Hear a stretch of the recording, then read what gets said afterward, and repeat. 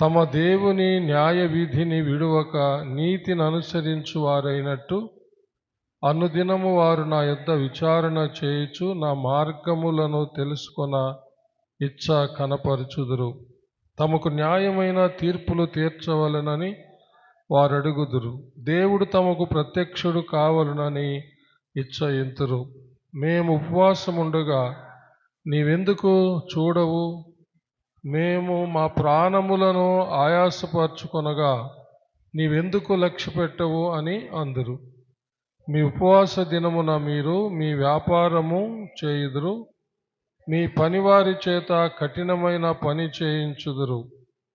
మీరు కలహపడుచు వివాదము చేయుచు అన్యాయముగా గుద్దులాడుచు ఉపవాసముందురు.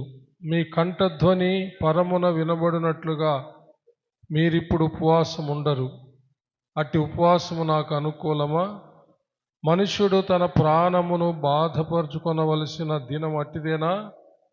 ఒకడు జమ్ము వలె తల వంచుకొని గోనెపట్ట కట్టుకొని బూడిద పరుచుకొని కూర్చుండుట ఉపవాసమా? అట్టి ఉపవాసం యెహోవాకు ప్రీతికరమని మీరు అనుకొందురా? దేవుడు తన పరిశుద్ధ వాక్యమును మన ఆత్మీయ మేళ నిమిత్తమై మన వినికిడిలో దీవించునుగాక.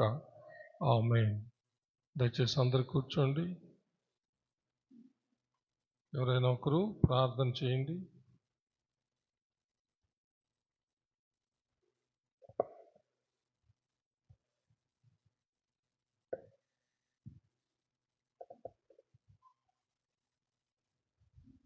స్తోత్రం యేసయ్యా, మీకు వందనాలు, స్తోత్రాలు స్తోత్రాలు స్తోత్రాలు నాయన.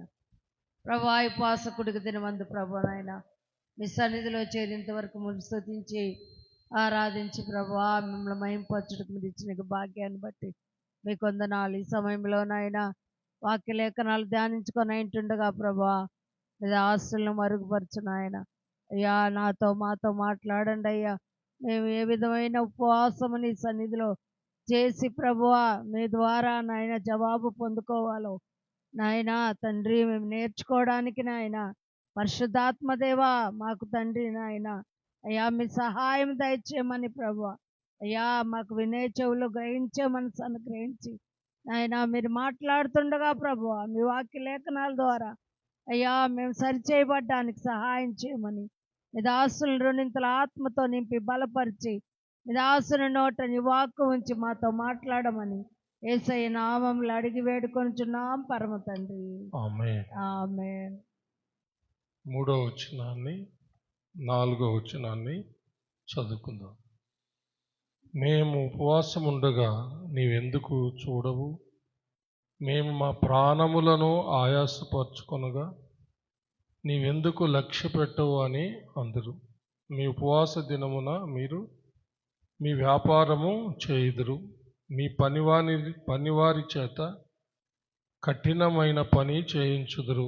మీరు కలహపడుచు వివాదము చేయుచు అన్యాయముగా గుద్దులాడుచు ఉపవాసముందురు. మీ కంఠధ్వని పరమున వినబడినట్లుగా మీరిప్పుడు ఉపవాసము ఉండరు. దేవుడు తన పరిశుద్ధ వాక్యమును మన ఆత్మీయ మేళ నిమిత్తమై మన వినికిడిలో దీవించునుగాక. ఆమేన్. ప్రార్థించుకుందాం.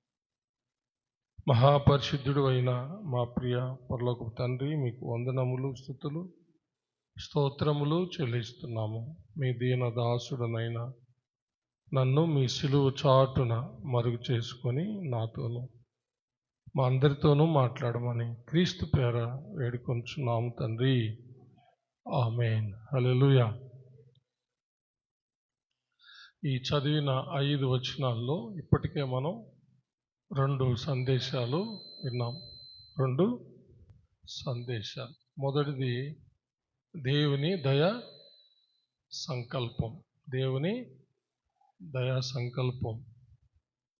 దేవుని దయా సంకల్పమును బట్టి మనకు దేవునికి మధ్య అడ్డుగా ఉన్న పాపాలను దేవుడే తన కుమారుడైన యేసుక్రీస్తు ద్వారా వాటిని అడ్డు తొలగించాడని, దేవునితో మనం స్వతంత్రంగా మాట్లాడుకోవడానికి, దేవుని యొద్ద నుంచి మనం పొందుకునేవన్నీ పొందుకోవడానికి దేవుడు ఒక తేలికైన మార్గాన్ని ఆయన చూపాడని మనం తెలుసుకున్నాం. హల్లెలూయా. కేవలము విశ్వాసము అనే వంతెన ద్వారా మన కొరకు దేవుడు సిద్ధపరిచినవన్నీ మనము పొందుకోవచ్చు అని రెండవ సందేశాన్ని కూడా మనం విన్నాం. హల్లెలూయా. ఏమిటి? విశ్వాసం అనే వంతెన ద్వారా.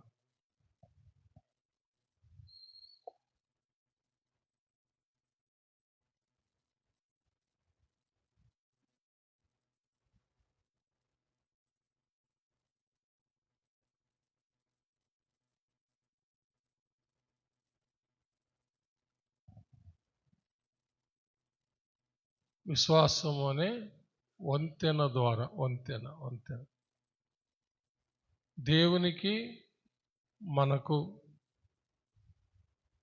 వంతెన ఎవరంటే మన ప్రభు అయిన యేసుక్రీస్తు. హల్లెలూయా.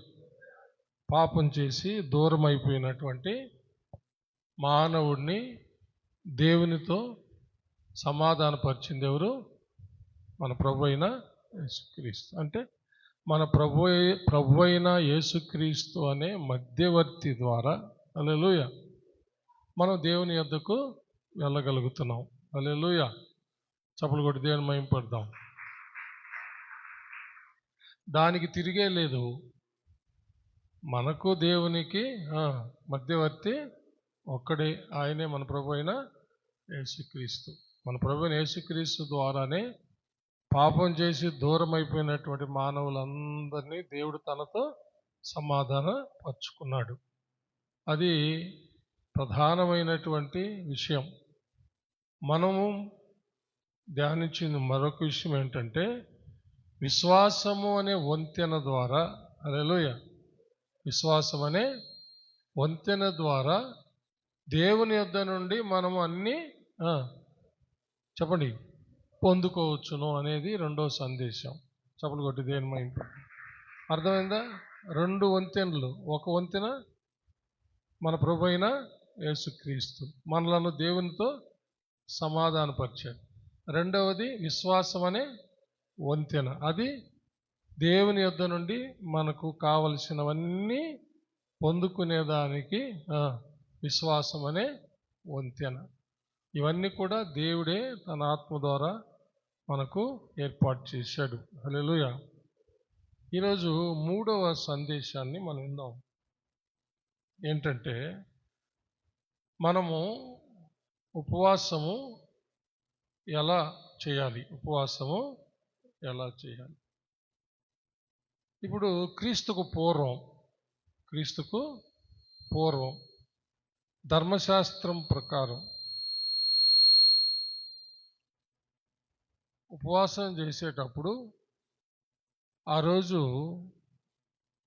వాళ్ళు వ్యాపారాలు చేసేవాళ్ళు కాదు.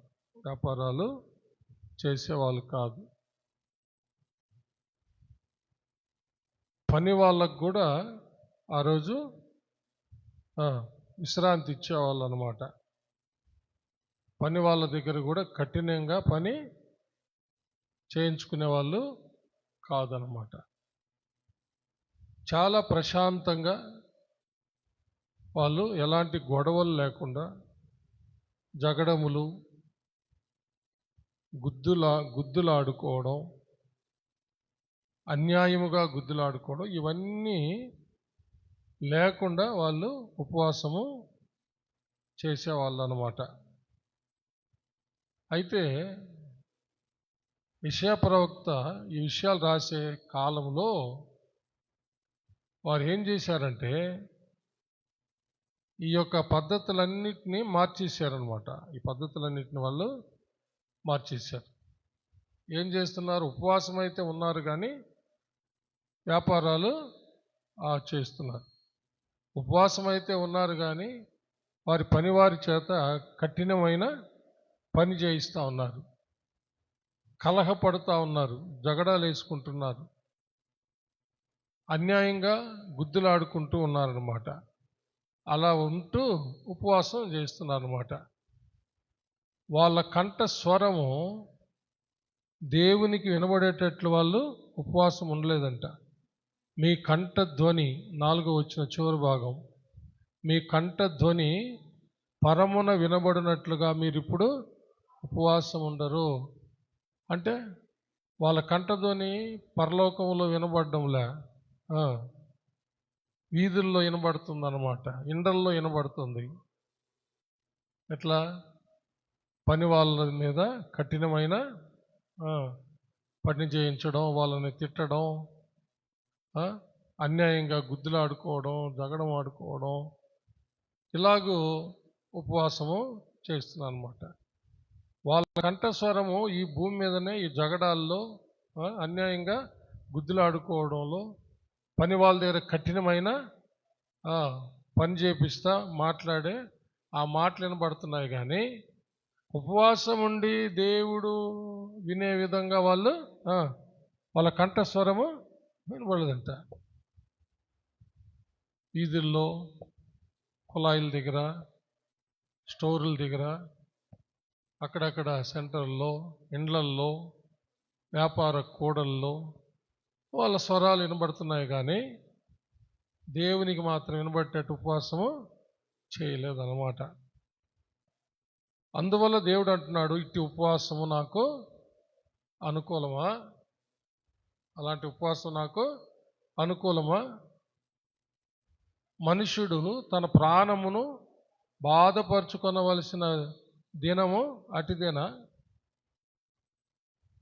ఉపవాసం ఉండి బాధపరుచుకుంటూ ఉన్నాడు. కానీ అలాగా ఉపవాసం ఉండి తన దేహాన్ని, తన కడుపుని ఎండబెట్టుకొని బాధపడడం సరైందేనా?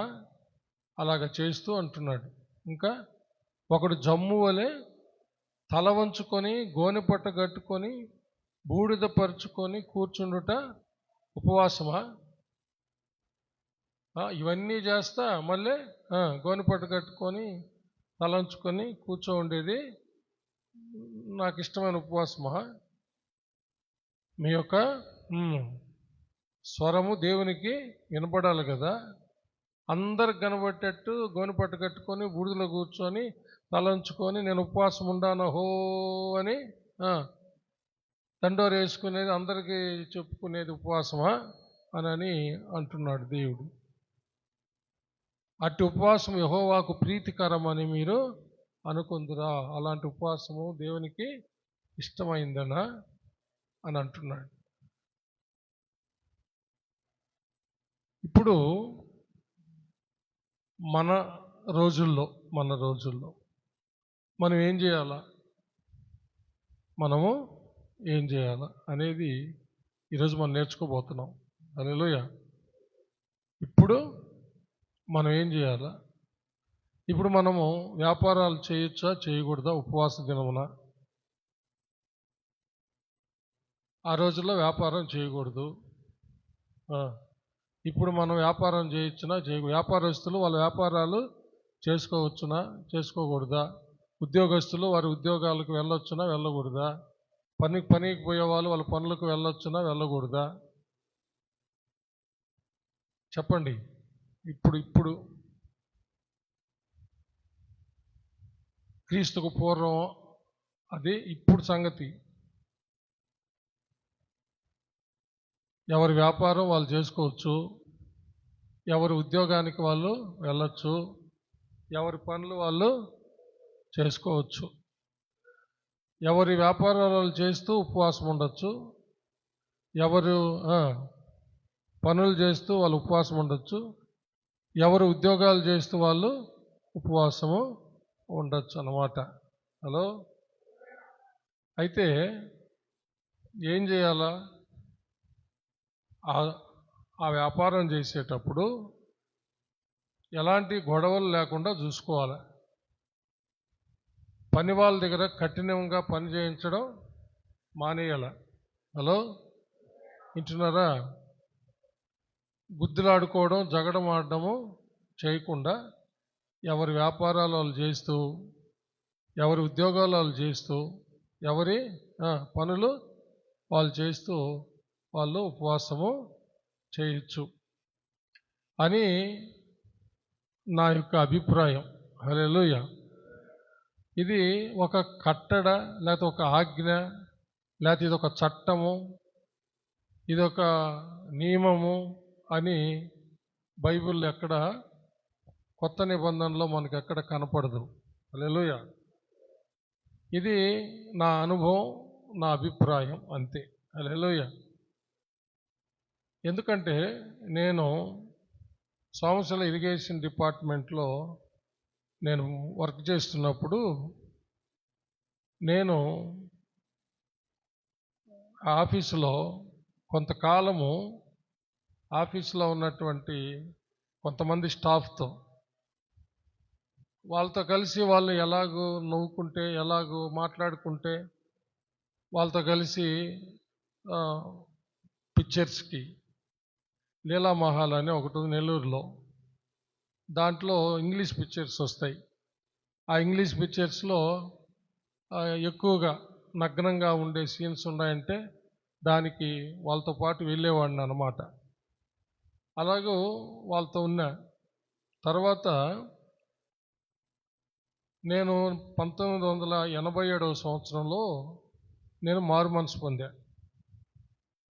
అప్పటి నుంచి సినిమాలు చూడకూడదని నిర్ణయించుకున్నాను అన్నమాట. ఆ తర్వాత అదే ఆఫీసులో ప్రతి శుక్రవారం ఎవరితో అయితే నేను అవన్నీ చేశానో చూశానో వాళ్ళ మధ్యలో నేను మధ్యాహ్నం లంచ్ టైంలో, అంతకుముందు నా మధ్యాహ్నం భోజనం ఎత్తుకొని పోయి వాళ్ళతో కూడా తినేవాడిని. నేను ఎప్పుడైతే మారు మనసు పొందానో, బాప్తీసం పొంది రక్షించబడ్డానో అప్పటి నుంచి శుక్రవారము ఉపవాసము వాడుకైంది. శుక్రవారం ఆఫీస్కి వెళ్ళేటప్పుడు భోజనం ఎత్తుకుపోయేవాడిని కాదు. ఆ రోజుల్లో నేను ఉదయాన్నే నుంచి మరుసటి దినం అంటే శనివారం ఉదయం వరకు ఉపవాసం ఉండేవాడిని అనమాట. అంటే శుక్రవారము ఉదయం టిఫిన్ లేకుండా, మధ్యాహ్నం భోజనం లేకుండా, రాత్రి భోజనం లేకుండా శుక్రవారం అంతా ఉపవాసం, 3 పూట్ల ఉపవాసం ఉండి శనివారం ఉదయం టిఫిన్ చేసేవాడిని అనమాట.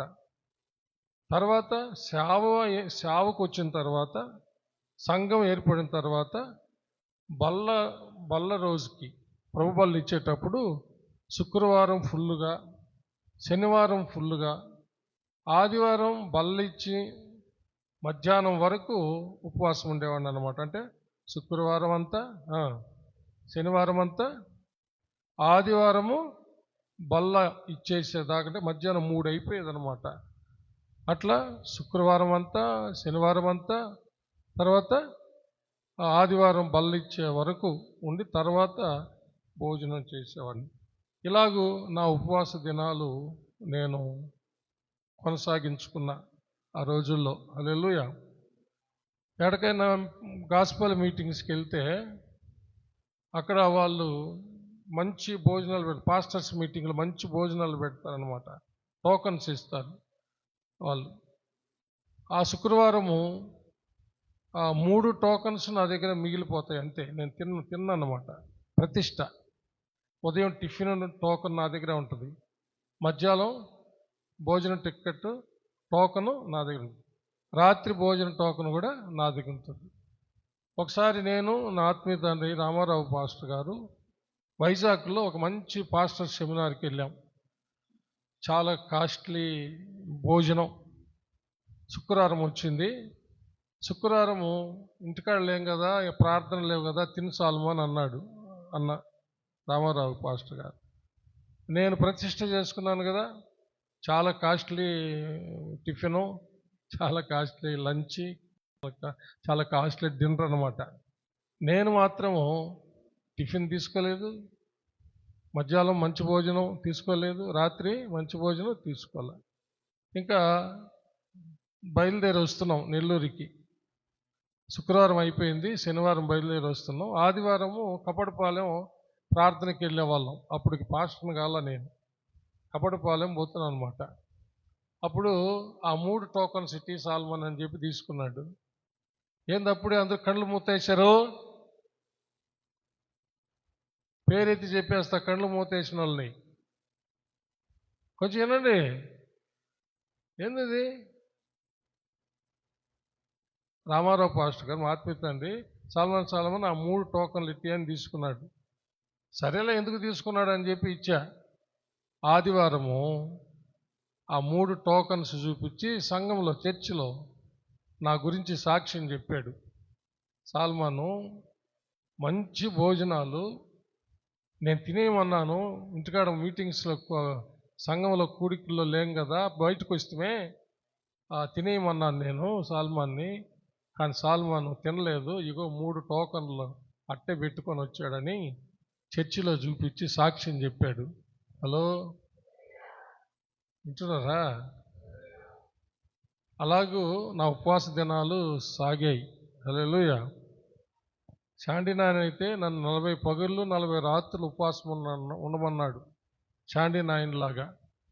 అప్పటికే సేవ జరుగుతుంది పాస్ట్ అయిన తర్వాత.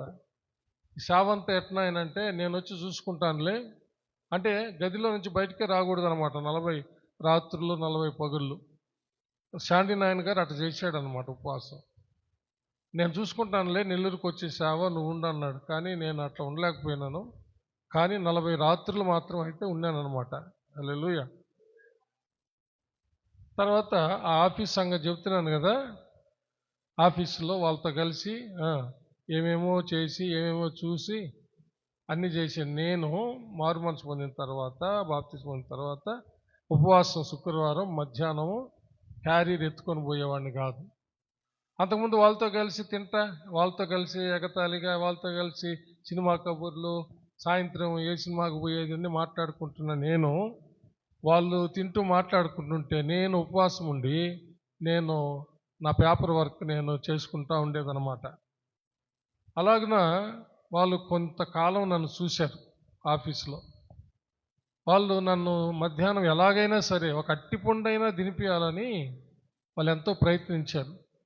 పక్కనే టీటీడీ కళ్యాణ మండపం ఉంది మా సబ్ డివిజన్ పక్కన, అంటే Somasila irrigation department sub division ఆ పక్కన. వాళ్ళు ఒకరోజు నైవేద్యం అని తమలపాకులో తెచ్చి పెట్టారు తినమని. నేను నవ్వుకొని, ఎందుకు నేను తిన్నా కదా, ఎందుకు ఈ పని చేస్తాను. ఒకరోజు తిలకం తెచ్చారు, బొట్టు కుంకుమ తెచ్చి, సల్మాన్ ఇదిగో మంచిది, ఉపవాసం ఉన్నావు కదా, ఇది కూడా పెట్టుకొని పెట్టబోయి. నాకు నువ్వు వచ్చి ఎందుకు ఇట్లా నన్ను శోధిస్తున్నారన్న. ఆ పక్కకు పోయి మాట్లాడుకుంటున్నారు. నేను చెప్పలా తినడు పెట్టుకోడని. సరే ఒకరోజు అట్టిపండన్నా తినిపించాలని ఒకరోజు కింద, అంటే తినేసి కిందకి పోతారనమాట, మధ్యాహ్నం పోయి ఒక అట్టిపండు తెచ్చారు. సాల్మాన్ అట్టిపండు తిను, ఏమి అట్టిపండు తినొచ్చు తిను అంటే నేను అట్టిపండు కూడా తినలా. అట్లా నా ఉపవాసం ఆఫీసులో నేను డ్యూటీ చేశాను. నేను ఇదిగా చెప్పాను, ఇవి నా అనుభవాలు, దాన్ని బట్టి మీకు చెప్తున్నాను నేను. అంటే వ్యాపారం మానేయచ్చా, ఉపవాసం చేసేటప్పుడు డ్యూటీకి సెలవు పెట్టేయాలేమో, పనులు బాటలు చేసుకోకుండా ఉండాలేమో, ధర్మశాస్త్రం ప్రకారము అట్లా ఉండాలేమో అనేదానికి చెప్తున్నా. అట్లా ఉండాల్సిన అవసరం ఏమీ లేదు. కొన్ని ఏర్పాట్లు చేసుకొని ఉపవాసము చేయొచ్చు అని మీకు చెప్తున్నా అన్నమాట. హలో, కొన్ని ఏర్పాట్లు చేసుకొని ఉపవాసము చేయొచ్చు. అయితే ఆ ఉపవాసంలో ఖచ్చితంగా ఉండాలన్నమాట. నేను చెప్పినాను కదా అట్లా. తర్వాత నన్ను చూశారు, ఎంతో ప్రయత్నించారు. వాళ్ళల్లో కొంతమంది బ్రాహ్మిన్స్ కూడా ఉన్నారనమాట, నాతో కొలీగ్స్. అలాగా అంటే ఒక రోజున నేను ఆ ఆఫీసులో నుంచి నేను బయటకు వచ్చేసా కొన్ని కారణాల వల్ల. ఏ కారణం కాదు, నన్ను ఒక దొంగ సర్టిఫికేట్ తెమ్మన్నారు. ఒక ఎగ్జిక్యూటివ్ ఇంజనీర్ దగ్గర డ్యూటీ చేసినట్టు సర్వీస్ సర్టిఫికేట్ తెమ్మన్నారు అనమాట, ఎక్స్పీరియన్స్ సర్టిఫికేట్ తెమ్మన్నారు. నేను ఆ దొంగ సర్టిఫికేట్ పెడితే నేను పర్మనెంట్ అయిపోతా జాబ్లో. నాతో కూడా పనిచేస్తున్న వాళ్ళందరూ తెచ్చుకున్నారు. నాకు అప్పటికే ఈ దొంగ సర్టిఫికేట్ పెట్టి జాబ్ పొందడం నాకు ఇష్టం లేదనమాట. నా ఫ్రెండ్స్ అంతా బతిలాడారు, నువ్వు ఎస్సీ కదా, త్వరగా జేఈ అయిపోతావు, త్వరగా డిఈ అయిపోతావు, త్వరగా ఈ ఎగ్జిక్యూటివ్ ఇంజనీర్ అయిపోతావు, నా మాట నువ్వు ఒక 500 ఇట్టి నేను తెస్తానని చెప్పి బతిలాడారు అనమాట. ఏమని? సర్టిఫికేట్ నేను చెప్పా, నేను అసలు నాకు ఉద్యోగమే చేయాలనిపించడం లేదు, అసలు నేను ఈ దొంగ సర్టిఫికేట్ తెచ్చి నేను పర్మనెంట్ అవడం నాకు ఇష్టం లేదని చెప్పి వాళ్ళంతా నవ్వుకున్నారు. వాళ్ళంతా పర్మనెంట్ అయిపోయారు. నేను మాత్రమే తర్వాత దేవుని చిత్తాన్ని బట్టి బయటకు వచ్చేసా. సభలు కూడా దేని మహింపడతాం. Praise lord. తర్వాత ఏదో పని ఉండి నేను ఆఫీస్కి వెళ్ళా. మాతో కలిసి కొంతమంది బ్రాహ్మణ్స్ ఉన్నారని చెప్పాను కదా.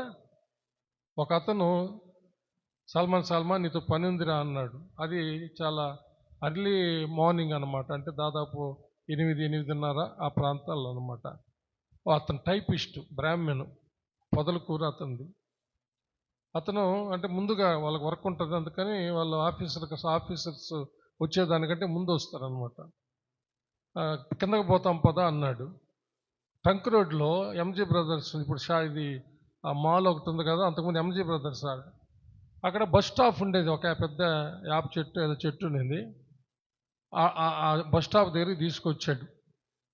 అతని పేరు నాగరాజు. అతను ఆడకు తీసుకొచ్చి పెద్దగా ఏడవడం మొదలుపెట్టాడు నన్ను పట్టుకొని. నాకేం అర్థం కాలేదు ఎందుకు ఏడుస్తున్నాడు అని చెప్పి. పెద్దగా ఏడుస్తూ ఉన్నాడు. సరే నేను, నాగరాజు ఏడవబాకు, ఏంటి విషయం చెప్పంటే, నా కోసం ప్రార్థన చేయి, బాగేనండి, నా కోసం ప్రార్థన చేయి, నాకు పెళ్ళయి 7 సంవత్సరాలు, బిడ్డలు లేరు, మా అక్కకి 30 years పెళ్లి కాలేదు, నాకు ప్రార్థన చేయని చెప్పాడు. అతను ఒక బ్రాహ్మణు. అంటే వాళ్ళతో కలిసే నేను అవన్నీ చేసింది. తర్వాత నేను మారు మనసు పొంది ఉపవాసం ఉండి నేను ఆఫీస్లో ఉండడం వాళ్ళు చూశారనమాట. అప్పుడు వాళ్ళకు ఒక విశ్వాసం కలిగింది. తర్వాత నేను ఆ దొంగ సర్టిఫికేట్ పెట్టి పర్మనెంట్కి నేను ఒప్పుకోకుండా బయటకు వచ్చేసాను కదా, వాళ్ళకు ఒక విశ్వాసం కలిగింది నా మీద. అప్పుడు సరే, ఈ రోడ్డుల్లో ప్రార్థన చేయడం ఇవన్నీ మనకు పెద్ద అలవాట్లేదుగా, అయినా కానీ బస్సులు పోతున్నాయి, ఆ గోడ మీద నిలబడి ఆ రోడ్లోనే, ట్రంక్ రోడ్లోనే అతని కోసం ప్రార్థన చేసేసి నా పని చూసుకొని నేను వచ్చేసా. తర్వాత కరెక్ట్గా 1 సంవత్సరానికి నేను మా చిట్టుబాబు బ్రదర్ అక్కడ పని చేస్తుంటే ఆయన కోసం వెళ్తే ఆ టైపిస్ట్ అక్కడ చూసి, అబ్బా ఎంత నీకు ఎట్లా ఇన్ఫర్మేషన్ ఇవ్వాలనుకుంటావు, నువ్వే వచ్చేసావు అని, నీకు శుభవార్త చెప్తాను అని చెప్పి ఏం చెప్పాడు తెలుసా, నాకు దేవుడు కుమారుడిని ఇచ్చాడని చెప్పాడు. ఎంత కుమారుడిని ఇచ్చాడు, నాకు కొడుకు పుట్టాడు సల్మాన్, ఈ విషయం నీకు ఎట్ట చెప్పాలా, ఎవరి దగ్గర చెప్పి పంపించాలనుకున్నాను, నువ్వు ఆ రోజు ప్రార్థన చేశావు కదా, నిజంగా మీ దేవుడు గొప్ప దేవుడు యేసయ్య, నేను నమ్మాను, నాకు కొడుకుని ఇచ్చాడు అని చెప్పాడు. చాలా సంతోషపడ్డా. హల్లెలూయా. తర్వాత అప్పుడు మేము మా యొక్క మా కైలాసాల సందులో అక్కడ కదా మా ఇండ్లు ఉండింది, అక్కడ కూటాలు పెట్టేటప్పుడు ఆ కూటాలకు కూడా ఇక్కడికి వచ్చారు వాళ్ళంతా వచ్చి చూసి విశ్వాసంతో వెళ్ళి, ఆ విశ్వాసమే వారి జీవితంలో. అయితే ఆ విశ్వాసం ఎట్టగలిగింది వాళ్ళకి, యేసు ప్రభు యొక్క బిడ్డగా నేను అప్పుడు పాస్టర్ని కావాల, ఆయన విశ్వాసిగా నేను ఆఫీసులో ఉన్నా, వాళ్ళు నా ఉపవాస దీక్ష, నా ఉపవాస ప్రతిష్ట వాళ్ళు చూశారన్నమాట. హల్లెలూయా. ఇప్పుడు నేను చెప్పింది అర్థమైందా? హల్లెలూయా. కాబట్టి ఇప్పుడు నీవు నీ జాబ్ నువ్వు చేస్తూ, నీ వ్యాపారం నువ్వు చేస్తూ, నీ పనులకు నువ్వు వెళ్తూ కూడా ఉపవాసము ఉండు. అయితే ఆ ఉపవాసం ఉన్న దినంలో ఏదో ఒక కాసంత సమయాన్ని నువ్వు చూసుకొని, మధ్యాహ్నం భోజన టైంలోనో, అందరూ భోజనం చేస్తుంటారు కదా, ఆ సమయంలో ఒక పక్కకి వెళ్ళి నువ్వు ప్రార్థన చేసుకో, బైబిల్ చదువుకో. హల్లెలూయా. ఆఫీసర్స్ వచ్చేటప్పటికే కొంత టైం అవుతుంది, ఈ లోపల బైబిల్ బ్యాగ్లో పెట్టుకొని పోయి చదువుకో.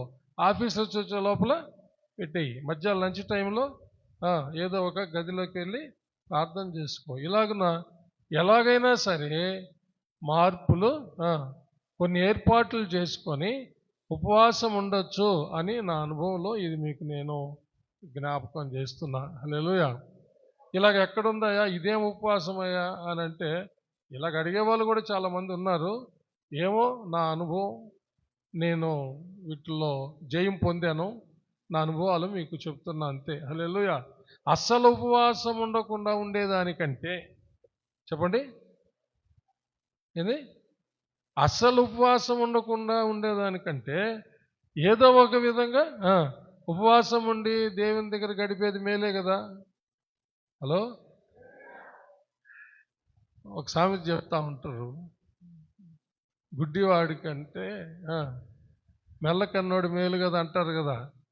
గుడ్డివాడి కంటే మెల్లకన్నోడు మేలు అంటారు కదా. అట్లా అసలు ఉపవాసము ఉండకుండా ఉండేదానికంటే ఏదో ఒక ఏర్పాటు చేసుకొని ఉపవాసం ఉండి ఈ జగడమాడడం, గుద్దులాడుకోవడం, పని వాళ్ళని కఠినంగా పనులు చేపించకుండా పీస్ఫుల్గా జాగ్రత్తగా సైతాను శోధించి నిన్ను గందరగోళం చేసేటప్పుడు ఓర్చుకొని సహించుకొని ఉపవాసం చేస్తూ నీ డ్యూటీ చేసుకొని నీకు ఖాళీ సమయాలు దొరికినప్పుడు ఆఫీసులో కానీ నువ్వు పనిచేసే దగ్గర కానీ ఖాళీ సమయాలు దొరకకుండా ఉంటాయండి. లంచ్ టైం దొరుకుతుంది, ఇంకా 4 గంటల టీ టైం దొరుకుతుంది. వాళ్ళంతా టీ తాగుతుంటారు, నువ్వు వెరీ గుడ్. వాళ్ళంతా లంచ్ చేస్తుంటారు, మధ్యాహ్నం భోజనం చేస్తుంటారు, నువ్వు ఎలాగైనా సరే అలాగా మంచిదని నా అభిప్రాయం అండి. హల్లెలూయా. అలాంటి విషయాల్లో నేను జయం పొందాను, నేను ఆశీర్వదించబడ్డాను, అనేక విషయాల్లో నేను జయం పొందానని చెప్తున్నాను. హల్లెలూయా. కాబట్టి ఏదైనా ఒక ఏర్పాటు చేసుకొని నీవు ఉపవాసం ఉండాలి. ఒకవేళ పగులు డ్యూటీకి వెళ్ళే వాళ్ళు రాత్రి ఉండొచ్చు. హల్లెలూయా. చప్పలు కొట్టి దేవుని మహిమపడదాం. చెప్పండి, పగులు డ్యూటీకి వెళ్ళే వాళ్ళు రాత్రి ఉండొచ్చు, అది చాలా శ్రేష్టం. హల్లెలూయా. నైట్ డ్యూటీకి వెళ్ళే వాళ్ళు పగులు ఉండొచ్చు. Very good. వింటున్నారా?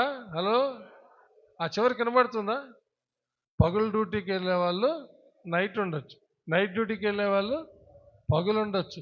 పగులు డ్యూటీలో ఉన్నా కూడా ఇప్పుడు నేను చెప్పిన పద్ధతుల్లో ఉండొచ్చు అండి. హలో, ఎలాగైనా సరే నీవు ఉపవాస దినాల్లో ఉపవాసం ఉండి నువ్వు దేవుని సన్నిధిలో గడపాలి. రాత్రిల్లో గడిపేటప్పుడు ఒక సమస్య ఉంది, ఒక సమస్య. అది భార్యాభర్తల మధ్య సమస్య అన్నమాట. హలో, దానికి కూడా ఒక ఏర్పాటు చేసుకోవచ్చు అన్నమాట. దానికి కూడా ఒక ఏర్పాటు, భార్యాభర్తల విషయంలో దానికి కూడా ఒక ఏర్పాటు ఉంది బైబిల్లో. కొరింథీయులకు రాసిన మొదటి పత్రిక 7వ అధ్యాయం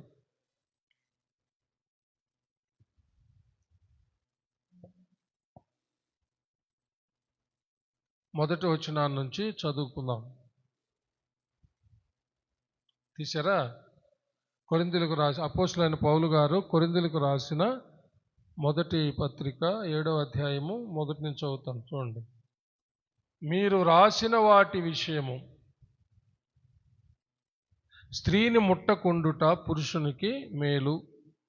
అయినను జారత్వములు జరుగుచున్నందున ప్రతి వానికి సొంత భార్య ఉండవలెను, ప్రతి స్త్రీకి సొంత భర్త ఉండవలెను. భర్త భార్యకును అలాగుననే భార్య భర్తకును వారి వారి ధర్మములు నడుపవలెను. భర్తకే గాని భార్యకు తన దేహం పైన అధికారము లేదు, అలాగనే భార్యకే గాని భర్తకు తన దేహం మీద అధికారము లేదు. ప్రార్థన చేయుటకు మీకు సావకాశం కలుగునట్లు కొంతకాలం వరకు ఉభయుల సమ్మతి చొప్పుననే తప్ప ఒకరినొకరు ఎడబాయకుడి.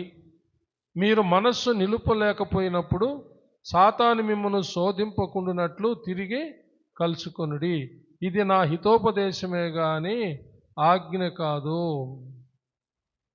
అదే ఇందాక కూడా నేను చెప్పింది, ఇది నా అనుభవము, ఇది ఆజ్ఞ కాదు, ఒక చట్టం కాదని చెప్పాను కదా. ఇక్కడ కూడా పౌలు గారు అదే చెప్తున్నాడు, ఇది నా హితోపదేశమే, నా మంచి సందేశం ఇది, అంతేగాని ఇది ఒక ఆజ్ఞ కాదు అంటున్నాడు. హలో, అంటే ఇప్పుడు అర్థమైందా మీకు? కట్టుకున్న భార్యాభర్తలు వారిద్దరు మాట్లాడుకోవాలన్నమాట. కొద్ది రోజులు మన ఇద్దరం ఉపవాసం ఉంటామండి, నన్ను తొందర చేయకూడదు అని భార్య, నన్ను తొందర చేయకూడదని భర్త మాట్లాడుకోవాలన్నమాట. ఇద్దరు ఒప్పుకొని ఉపవాసం చేయొచ్చు. అదొక ఏర్పాటు. చప్పలు కొట్టాల. ఇప్పుడే ఏం నేర్చుకుంటున్నాం మనము? పాత నిబంధన కాలము ధర్మశాస్త్రం ప్రకారం ఉన్నటువంటి ఉపవాసాల్లో లాగా కాకపోయినా అలాగ చేయాల్సినటువంటి ఖచ్చితమైన ఆజ్ఞ ఇప్పుడు ఏమి లేదు. కానీ కొన్ని ఏర్పాట్లు చేసుకొని ఉపవాసం ఉండడము మంచిది.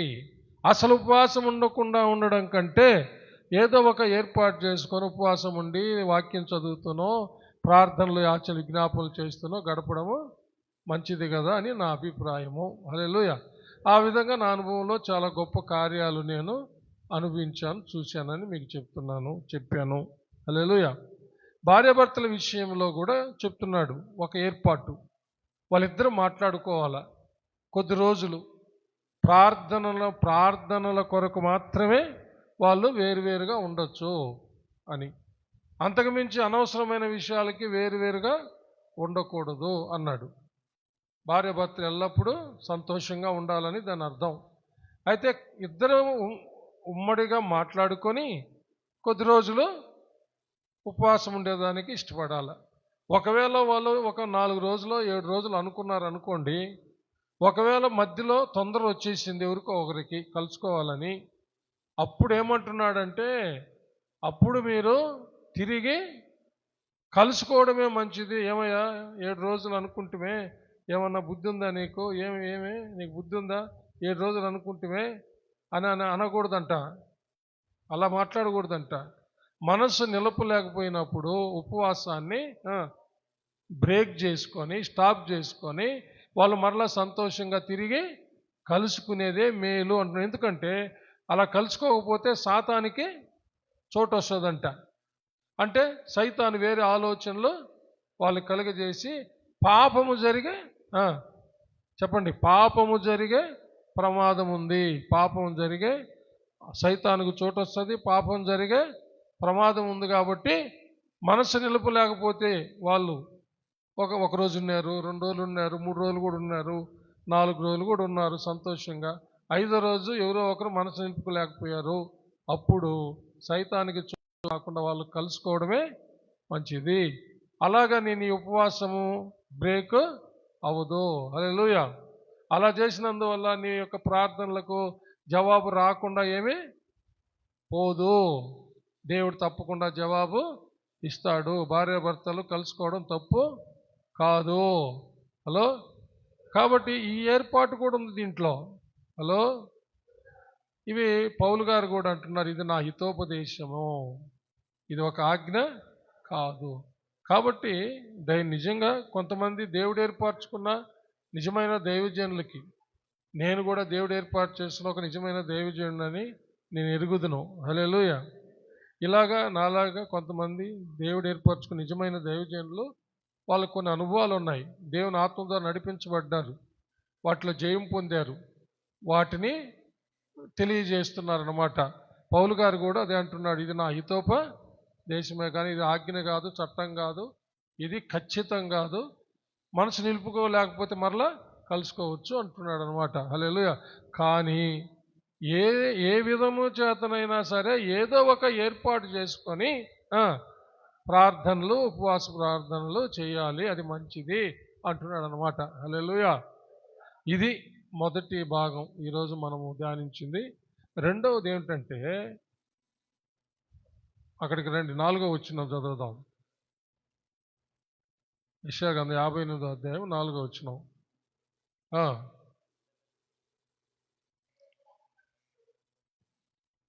మీరు కలహపడుచు, గట్టిగా చదవండి, వివాదము చేయుచు, అన్యాయముగా గుద్దులాడుచు ఉపవాసముందుదురు, మీ కంఠధ్వని పరమున వినబడినట్లుగా మీరు ఉపవాసం ఉండరు. రెండవ ఏర్పాటు ఏంటంటే, హల్లెలూయా, జాగ్రత్తగా వినాల, ఇది రెండవ ఏర్పాటు. అదేంటంటే మన కంఠస్వరము పరమున వినబడేటట్టు ఏర్పాటు చేసుకోవాలి. హల్లెలూయా. అది ఎలా ప్రభువే చెప్పాడు దాని గురించి. ఇది ఏ అపోస్తులలో, సేవకులో, పరిశుద్ధులో చెప్పింది కాదు, ప్రభువే చెప్పాడనమాట. మన కంఠస్వరము పరమున వినబడేటట్టు మనం ఎలా ప్రార్థన చేయాలనే దానికి ప్రభువే స్వయాన ఈ భూమి మీద ఆయన ఉన్నప్పుడు చెప్పాడనమాట. అది ఎలా అంటే 6వ అధ్యాయం, మత్తయి సువార్త 6వ అధ్యాయం, మత్తయి సువార్త 6వ అధ్యాయం. మనం ప్రార్థన చేసేటప్పుడు ఎలా చేయాలో ప్రభువే చాలా స్పష్టంగా తెలియచేశాడు. 5వ వచనం నుంచి, మరియు మీరు ప్రార్థన చేయనప్పుడు వేషధారుల వలె ఉండవద్దు, మనుషులకు కనబడవలనని సమాజ మందిరములలోనూ వీధుల మూలలలోనూ నిలిచి ప్రార్థన చేయటం వారికి ఇష్టము, వారు తమ ఫలం పొంది ఉన్నారని నిశ్చయముగా మీతో చెప్పుచున్నాను. నీవు ప్రార్థన చేయనప్పుడు నీ గదిలోనికి వెళ్ళి తలుపు వేసి రహస్యమందున్న నీ తండ్రికి ప్రార్థన చేయము, అప్పుడు రహస్యమందు చూచు నీ తండ్రి నీకు ప్రతిఫలం ఇచ్చును. చప్పలు కొట్టి దేవుని మహింపరుస్తాం. అర్థమైందా? ప్రభువే చెప్తున్నాడు ఇక్కడ మన కంఠస్వరము పరమున వినబడేటట్టు ఎట్లా మనము ప్రార్థన చేయాలో. ఆ రోజుల్లో వాళ్ళు వీధుల్లో నిలబడి అందరూ చూడాలని, అందరూ వినబడాలని సంత వీధుల్లో నిలబడి వేషధారులు అనమాట. వాళ్ళంతా అందరు వినాలని ప్రార్థన చేసేవాళ్ళు. హలో, వాళ్ళు వేషధారులు అంటున్నాడు ప్రభు. అలా మనం ఉండకుండా ప్రార్థన చేసేటప్పుడు మనము ఒక గదిలోకి వెళ్ళి తలుపు వేసుకొని రహస్యమందు చూచే తండ్రి చూచి మనకు ఫలం ఇచ్చేటట్టుగా ప్రార్థన చేయాలి. హల్లెలూయా. అర్థమైందా? ఎంతమందికి ఉంది ఈ అనుభవం? గదిలోకి వెళ్ళి తలుపు వేసుకొని ప్రార్థన చేసే అనుభవం చెప్పండి అమ్మా. బలవంతం చేయొద్దు. ఒకవేళ ఇప్పటి వరకు లేకపోతే ఇకనైనా వాడుక చేసుకోండి. హల్లెలూయా. నేను చేయతమన్నాను ఎత్తబాకండి. నిజంగా ఈ వాక్యాన్ని ఆధారం చేసుకొని గదిలోకి వెళ్ళి తలుపు వేసుకొని రహస్యమందు చూచు రహస్యమందు వినే దేవునికి మన కంఠస్వరము పరమున వినబడేటట్టుగా ప్రార్థన చేసేవాళ్ళు. అంటే 7 అరిస్తే పరలోకానికి వినబడాలనే. హలో, 7 అరిస్తే పరలోకం వినబడాలనే. ఎక్కడున్నాడు ప్రభు? మనలోనే ఉన్నాయి ప్రభు, మన హృదయంలోనే ఉన్నాయి ప్రభువా, మనలోనే ఉన్నాయి. అంటే దాని అర్థం ఏంటంటే వీధుల్లో కాదు నీ స్వరాలు వినబడాల్సింది, అంటే జగడాల్లో కాదు, గుద్దులాటుల్లో కాదు. అది మానండి అని చెప్తున్నాడు అనమాట. హలో, అవన్నీ మానండి. జగడాలు వేయడం, గుద్దులాడుకోవడం, గొడవలు వేసుకోవడం అవన్నీ మాని గదిలోకి వెళ్ళి రహస్యమందు చూచే తండ్రి నీకు ప్రతిఫలం ఇచ్చేటట్టు ప్రార్థన చేయమని చెప్తున్నాడు అనమాట. ఇది చాలా గొప్ప అనుభవం. ఈ అనుభవంలోకి మీరు పొండి.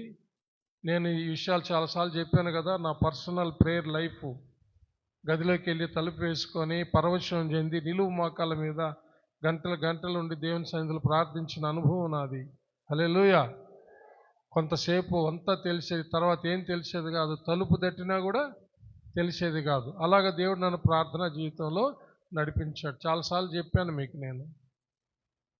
అలాగ గదిలోకి వెళ్ళు, తలుపేసుకో, ప్రార్థన చేయడం ప్రారంభించు. దావీదురాజు అన్నట్టు నేను పాడుదును, నా ఆత్మ పాడుదును అన్నాడు. నేను ప్రార్థిస్తాను, నా ఆత్మ ప్రార్థిస్తాను. అంటే మొదట మనమే ప్రార్థన చేయడం ఆరంభిస్తాం, తర్వాత ఆత్మలో ప్రార్థన చేయడం వచ్చేస్తుంది, జరిగిపోతుంది. అప్పుడు పరవశం చెందిపోతాం. ఇక ఏమి వినబడదు, ఏమి కనబడదు, ఇంకా ఆత్మలో లీనమైపోతాం దేవునితో మనం. హల్లెలూయా. అదొక గొప్ప అనుభవం. చప్పలు కొట్టి దేవుని మహింపడు. అదేవిధంగా ఉపవాసం ఉన్నప్పుడు కూడా దేవుడే చెప్తున్న విషయం ఏంటంటే 16వ వచనము 17వ వచనం. మీరు ఉపవాసం చూడండి, బైబిల్ చూడండి, 16, 17.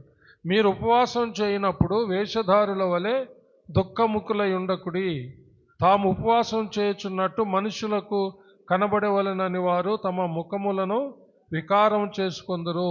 వారు తమ ఫలం పొంది ఉన్నారని నిశ్చయముగా మీతో చెప్పుచున్నాను. ఉపవాసం చేయుచున్నట్టు మనుషులకు కనబడవలెనని కాక రహస్యమందున నీ తండ్రికే కనబడవలెనని నీ ఉపవాసం చేయనప్పుడు నీ తల అంటుకొని నీ ముఖము కడుగుకొనుము. అప్పుడు రహస్యమందు చూచుచున్న నీ తండ్రి నీకు ప్రతిఫలం ఇచ్చును. హల్లెలూయా. చప్పట్లు కొట్టి దేవుని మహిమపడదాం. Praise the lord. ఇవి స్వయాన సృష్టికర్త అయిన దేవుడు మానవ శరీరం ధరించుకొని ఈ లోకంలో పుట్టి పెరిగి పెద్దవాడై ఆయన ఆయా స్థలాల్లో సంచరిస్తూ శిష్యులకు బోధించిన సంగతులు ఇవి. హల్లెలూయా.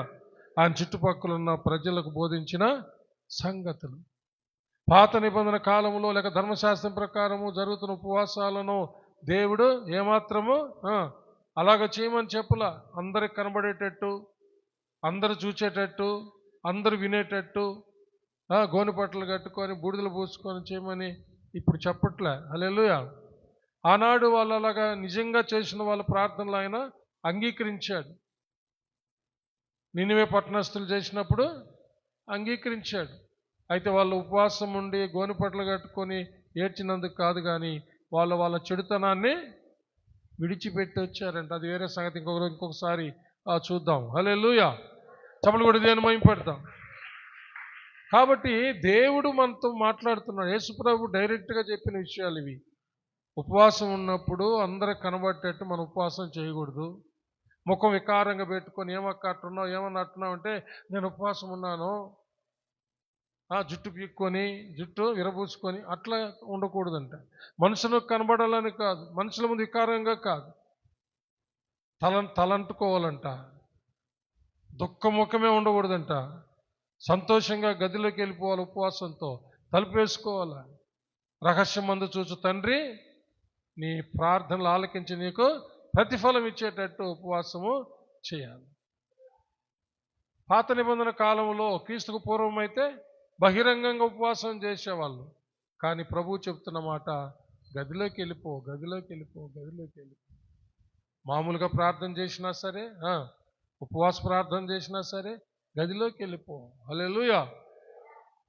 వ్యక్తిగతంగా అలా చేయాలి.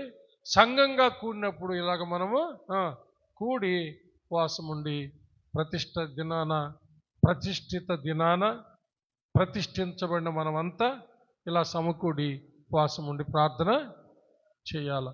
ఇంక తెలిసిందే కదా, సంఘం అత్యాసక్తితో ప్రార్థన చేస్తే పరలోకము నుండి దేవుడు దూతను పంపించి చెరసాల్లో ఉన్నటువంటి పేతురును కళా నిజమా అన్నట్టుగా బయటికి తీసుకొచ్చేసాడు. చప్పట్లు కొట్టి దేవుని మహింపరుస్తాం. హల్లెలూయా. దేవుని సింహాసనాన్ని కదిలిస్తాయంట. దేవుడు సింహాసనం నుంచి దిగ్గును లేస్తాడంట సహాయం చేయడానికి. ఆ ప్రార్థన ఆయన సింహాసనం దగ్గరికి వెళ్తుంగనే. మీరు ఎప్పుడైనా డాక్టర్ పాల్యాంగిచో గారి పుస్తకాలు దొరికితే చదవండి.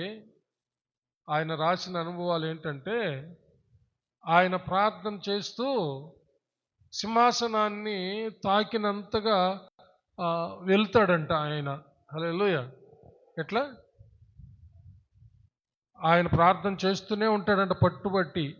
గుడిలో కొంతమంది వ్యాధిగ్రస్తులు ఉంటారంట, ఆయన ప్రార్థన చేస్తూ ఉంటాడంట పట్టుబట్టి. ఆ ప్రార్థనలో సింహాసనాన్ని దగ్గరికి వెళ్ళినంత అనుభూతి ఆయన కలుగుతుందంట. అలాంటి అనుభూతి ఆయన కలిగినప్పుడు చర్చిలో ఉండే రోగులంతా లేచేసి గంతులేస్తుంటారంట. హల్లెలూయా. అలాంటి అనుభవం అయింది. దేవుడు ఆయన కట్టి కృపించాడు. చప్పట్లు కూడా దేవుడిని మహింపరుస్తాం. అంటే మొదట ఆయనలోనే ఆ కార్యం చేశాడు దేవుడు. లంగ్స్ అంతా చిల్లులు పడిపోయినాయి అనమాట. చిల్లులు పడిపోయినాయి లంగ్స్ అంతా, ఊపిరితిత్తులంతా. బతకడని బయట ఆ కొట్లో పడేశారు ఆయన్ని. ఆ కొట్లో మంచం మీద ఉంటే ఒక పాప కొత్త నిబంధన పుస్తకం ఎత్తుకోబోయి ఆయనకి అనేక సార్లు తిరిగి ఉంటే ఒకరోజు తీసుకోబోంటే ఏడ్చిందంట అమ్మాయి. ఆ అమ్మాయి ఎందుకు ఏడ్చిందని అప్పుడు ఆ పుస్తకం తీసుకొని చదివాడంట ఆయన. హల్లెలూయా. అప్పుడు ఆ పుస్తకంలో ఉన్నటువంటి యేసయ్యను ఆయన ఎరిగి ప్రపంచంలోనే గొప్ప దైవజనుడు, గొప్ప సంఘము ఆయన ఏర్పాటు చేశాడు కదా. హల్లెలూయా. అవి బుక్ స్టాల్స్లో దొరుకుతాయి. డాక్టర్ పాలాంగిచో గారి బుక్స్ చాలా ప్రయోజనకరమైనవి. అవి ఎప్పుడైనా దొరికితే తెచ్చుకొని చదివండి. హల్లెలూయా. కాబట్టి ఈరోజు మన ప్రసంగం ఏంటంటే, ఏ విధంగానైనా సరే కొన్ని ఏర్పాట్లు, హలో నేను ముగిస్తున్నాను, ఏర్పాట్లు చేసుకొని ఉపవాసం ఉండి జాగ్రత్తగా పీస్ఫుల్గా, తొందరపాటు లేకుండా, గొడవలు లేకుండా, గందరగోళం లేకుండా, సైతాను మన ఉపవాసాన్ని పాడు చేయడానికి వాడు రకరకాల ప్రయత్నించినా ఓర్చుకొని సహించుకొని సైతానికి చోటు ఇవ్వకుండా కొన్ని ఏర్పాట్లు చేసుకొని ఉపవాసం ఉండి ప్రార్థన చేయడం మంచిది అని నా తాత్పర్యం. అసలు ఉపవాసం ఉండడం మానేసేదానికంటే ఏదో కొన్ని ఏర్పాట్లు చేసుకొని ఉపవాసం ఉండి దేవుని సన్నిధిలో గడపడం మంచిదే కదా. హలో, ఇది నా అనుభవం, నాకు దేవుడు బయలుపరిచిన కొన్ని విషయాలు. పౌలు గారు కూడా అన్నారు కదా, ఇది నా హితోప దేశమే కానీ నా ఆజ్ఞ దేవుని ఆజ్ఞ కాదు అన్నాడు. కాబట్టి కొన్ని అనుభవాలు దేవుడు ఇచ్చాడు, అవి వాటిని మీ ముందు పెట్టాను.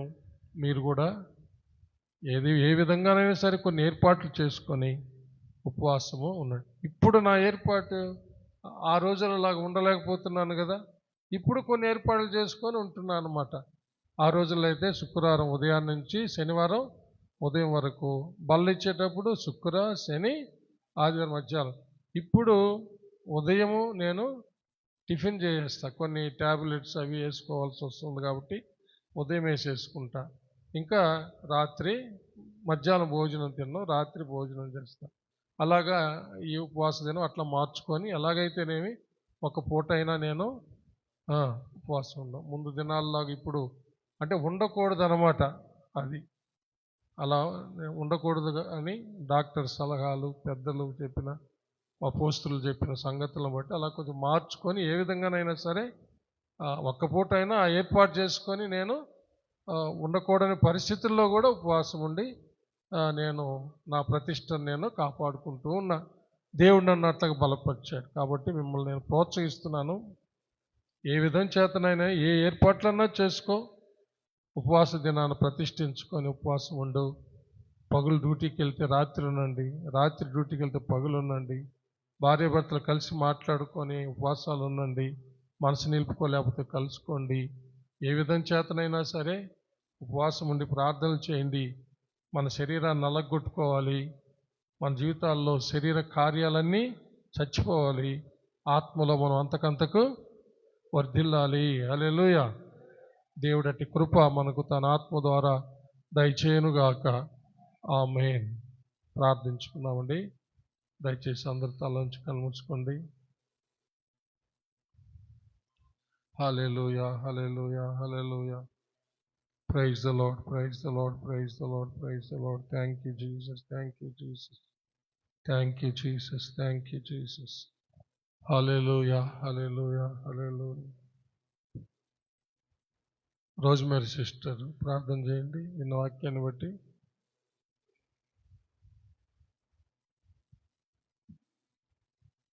దేవా స్తోత్రం నాయన, స్తోత్రం నాయన, కృపగల తండ్రి, దయగలిగిన మా దేవా యేసయ్యా, మీకు వందనాలు, స్తుతులు, స్తోత్రాలు, స్తోత్రాలు, స్తోత్రాలు నాయన. ప్రభా సంగమ పట్ల నాయన నీ ప్రేమ కనికరాల కొరకై స్తోత్రం నాయన. సంఘమును ప్రభా మీరు ఎంతగానో తండ్రి నాయన పురుకొల్పుతూ నా ప్రభా మా జీవితాలను ప్రభు నాయన ఏ రీతిగా తండ్రి నాయన పురుకొల్పుతున్నారో తండ్రి నాయన, అందును బట్టి నీ ప్రేమను బట్టి నాయన, నీ కనికరమును బట్టి నాయన మీకు వేలాది వేల స్తుతులు, స్తోత్రాలు, స్తోత్రాలు నాయన. ఉపవాసములో నాయన మెలకువలు తండ్రి మాకు నేర్పిస్తున్న మా దేవా మీకు వందనాలు, స్తోత్రాలు, స్తోత్రాలు నాయన. ఉపవాసములో నా తండ్రి నాయన గడిచిన దినాలలో ప్రభు నాయన ఎంతగానో అభివృద్ధి చెందడానికి మీరు ఇచ్చినారు ప్రభా కృపను ప్రభా. అయ్యా తండ్రి సంఘములో నాయన ఉద్యోగం చేస్తూ ఉపవాసం ఉండొచ్చని ప్రభా నాయన, పగలు ఉండొచ్చని, రాత్రిలో ఉండొచ్చని, భార్యాభర్తలు కలిసి మాట్లాడుకొని ఉపవాసాలు ఉండి జయ జీవితాలు జీవించడానికి మీరు ఎన్నో తండ్రి మార్గాలు నాయన అపోస్తలుడైన పౌలయ్య ద్వారా మాకు నేర్పించినందుకు మీకు వందనాలు ప్రభా. అయ్యా స్తోత్రము నాయన, మీ ఆత్మను పొందిన నీ జన సేవకులను తండ్రి ఈ రీతిగా మాకు బయలుపరుస్తుండగా ప్రభా నాయన, ఆ రీతిగా ఉపవాసాలు ఉండడానికి చేరవచ్చిన నీ బిడ్డలమైన మాకందరికీ అట్టి కృప దయచేయండి నాయన. Yes, బలపరచండి నాయన, ధైర్యపరచండి నాయన, ఉజ్జీవపరచండి నా ప్రభా నాయన. శ్రమలలో, శోధనల్లో, బాధల్లో నా ప్రభు నాయన అయ్యా అన్ని విధాలుగా బిడ్డల కోసము నాయన, మా కోసము నాయన, సంఘము కోసము నాయన, పరిశుద్ధుల కోసము నాయన, నశించిపోచున్న ఆత్మల కోసము నాయన, yes, my Jesus. భారముతో నా తండ్రి నాయన, ఉపవాసముతో నాయన, ప్రార్థనలు, విజ్ఞాపనలు, యాచనలు ప్రభు నాయన మేము చేయిచు నా ప్రభు నాయన. అయ్యా నీ సన్నిధిలో ఇంకా అభివృద్ధి చెందడానికి నాయన నీ కృప దయచేయండి నాయన. Yes, my నీ Jesus. శక్తిని మాకు దయచేయండి నాయన, బలము దయచే ప్రభు నాయన. యవన బిడ్డల కట్టి కృప దయచేయండి నాయన, పెళ్ళైన స్త్రీ పురుషులకు అట్టి కృప దయచేయండి నాయన. Yes, my Jesus. వృద్ధాప్యములో ఉన్న మాకును అట్టి కృప దయచే ప్రభా. స్తోత్రము నాయన. అయ్యా నిద్రమత్తులము కాక తండ్రి, సోమరులము కాక నా ప్రభు నాయన. అయ్యా తండ్రి సమయం ఉండంగానే ప్రభు నాయన ఇటు కార్యాలు చేయడానికి నా ప్రభా అయ్యా మీరు నడిపిస్తుండగా, మీరు ఆలోచనలు చెబుతుండగా ప్రభా నీ ఆలోచనలో నాయన మేము ఏకీభవించడానికి నాయన, పరిశుద్ధాత్మదేవ మీతో ఏకీభవించడానికి నాయన, అనుభవజ్ఞులైనటువంటి నాయన నీ దిన సేవకుల యొక్క తండ్రి వారి యొక్క ఆలోచనలు తీసుకొని ప్రభు నాయన అయ్యా మేము ముందుకు సాగడానికి నీ సహాయమును దయచేయమని ప్రభా. అయ్యా వింటున్న నీ బిడ్డలము ఇదేదో తండ్రి అనుకోకుండా నా తండ్రి ప్రభా జరగవలసినవి జరగాలని నా తండ్రి నా ప్రభా. యా ఈ రీతిగా మా శరీరాలను నల్లగొట్టుకుని శరీర కార్యాలను చంపుకోవడానికి నా Yes, ప్రభా, my Jesus. శరీర కార్యాలను జయించడానికి నా ప్రభు నాయన ప్రతి బిడ్డకి నాయన అట్టి కృప నీ సహాయమును పరిశుద్ధాత్మ నడిపింపు ప్రతి బిడ్డలమైన మాకు అందరికి నీ సంఘముకును దైవ సేవకులకును నాయన అందరికీ అట్టి కృప దయచేయమని యేసు ప్రభుల వారి పరిశుద్ధ నామమున ప్రార్థించి అడిగి వేడుకుంటున్నాము పరమ తండ్రి. ఆమేన్. ఆమేన్. నా ప్రాణమా యెహోవాను సన్నతించుము, నా అంతరంగము నానున్న సమస్తమా ఆయన పరిశుద్ధ నామమును సన్నతించుము. నా ప్రాణమా యెహోవాను సన్నతించుము, ఆయన చేసిన ఉపకారములలో దేనిని మరువకుము. ఆమేన్. మన పరమ తండ్రి అయిన దేవుని ప్రేమ, కుమారుడైన యేసుక్రీస్తు ప్రభుల వారి యొక్క కృప, పరిశుద్ధాత్మ దేవుని అన్యోన్య సహవాసము, సన్నిధి, కాపుదల, భద్రత, నడిపింపు ఇప్పుడు ఎల్లప్పుడూ సదాకాలము మీకు అందరికును, మీ బిడ్డలకు, మీ బిడ్డల బిడ్డలకు, మీరు కలిగి ఉన్న సమస్తానికి ఈరోజు ప్రతిష్ఠించుకున్న ప్రకారము ఉపవాసం ఉండి ఆయన పాదసన్నిధిలో కనిపెడుతున్నటువంటి ప్రతి ఒక్కరికి తోడై దీవించి ఆశీర్వదించి కాచి కాపాడునుగాక. ఆమేన్, ఆమేన్, ఆమేన్. May God bless you all. Yesayya నామములో అందరికీ వందనాలు. ఒకరొకరు సమాధానం తెలుపుకొని